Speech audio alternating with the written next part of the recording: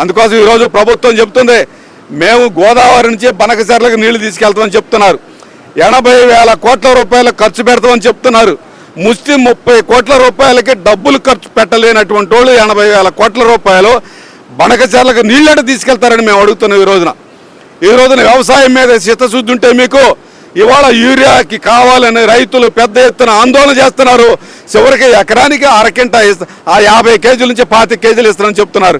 అంటే ఏమాత్రం మీకు చిత్తశుద్ధి ఉందని మేము అడుగుతున్నాం. ఈ రోజున కేంద్ర ప్రభుత్వం ఎరువులు ఇవ్వాల్సిన బాధ్యత కేంద్ర ప్రభుత్వం, దాన్ని సక్రమంగా అందించాల్సిన బాధ్యత రాష్ట్ర ప్రభుత్వం.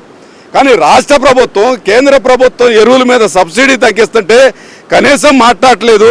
మన రాష్ట్రానికి రావాల్సినటువంటి ఎరువుల్ని రానివ్వట్లేదు.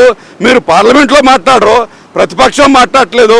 ప్రతిపక్షం పార్లమెంటు రెండు కలిసి నరేంద్ర మోడీకి మోకరిల్లుతున్నాయి. నరేంద్ర మోడీ ఏమి చెప్తే అదే పద్ధతిలో ఉన్నారు. అందుకు